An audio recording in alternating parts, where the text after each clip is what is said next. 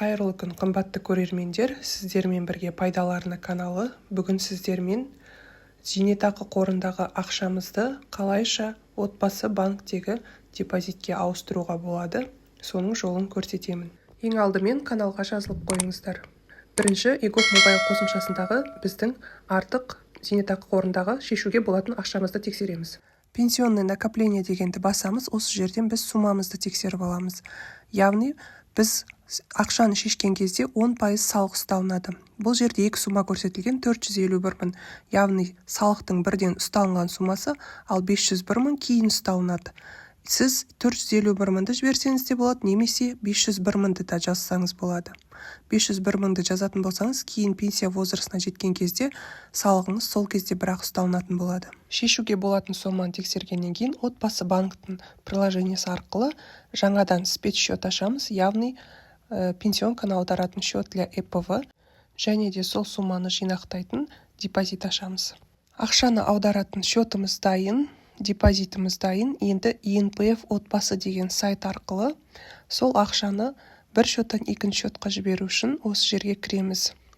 Сайтқа кіреміз, ол жерге кіру үшін бізге ЭЦП керек болады. Үстіңгі оң жақтағы войти деген кнопканы басамыз.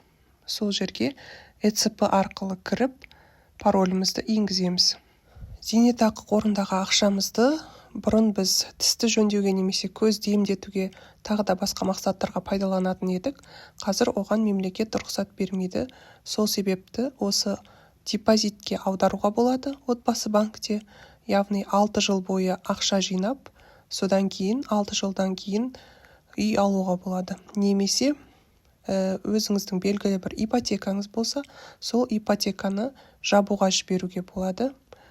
Тағы да басқа да мақсаттары бар, оны толығырақ сайттағы каналдан көрсе болады.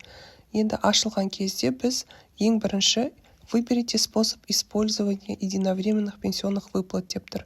Яғни собственные средства дейміз, өзіміздікі немесе туысқаныңызға берген ақшаңыз. Енді осы жерден мақсатын таңдаймын.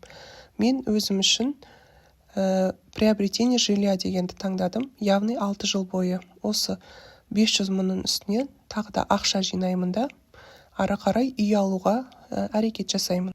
Әрбір мақсаттың өзінің астын таңдаған кезде қалай, не туралы екені жазылған. Мысалға, егер де ақша 6 жыл бойы осы жерде тектен-текке жататын болса, қайтадан пенсионкаға қайтып кетеді. Сол себепті 6 жылға толтырмай, үйдің 50%-ның ақшасын жинап, осы жерден үй алуға әрекет жасау керек.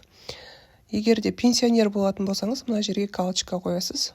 Мен пенсия возрастына жетпегенмін, сондықтан артық ақшамды жазып жатырмын, 500 мың деп.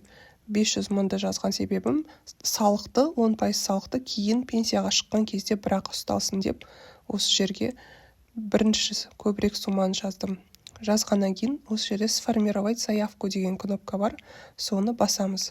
Яғни өтінішімізді біз ИНПФ сайтына жібереміз.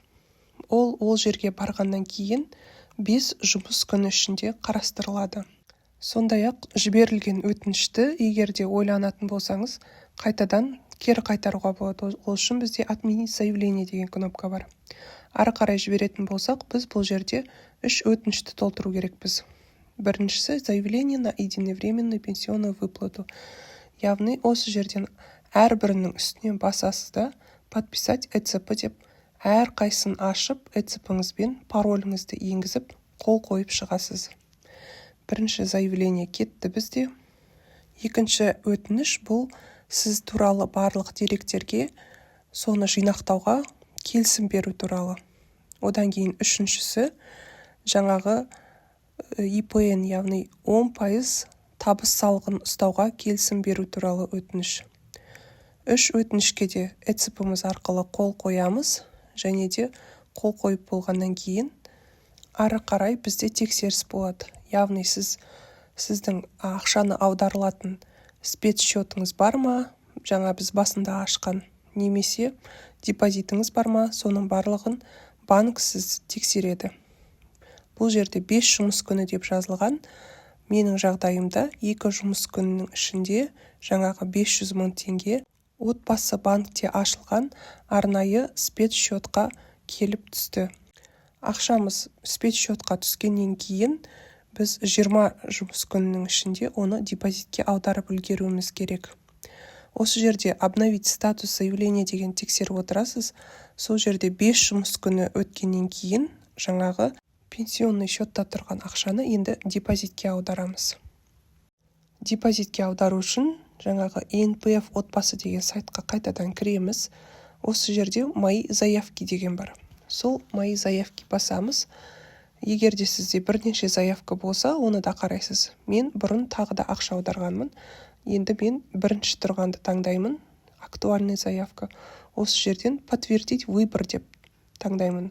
Бұл жерде және де бұрын таңдаған мақсатыңызды ауыстырсаңыз да болады. Мен ауыстырмаймын.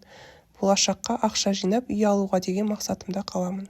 Және де осы жерде 2 өтініш бар тағы да жаңағы ақшаны депозитке аударуға келісім беру туралы.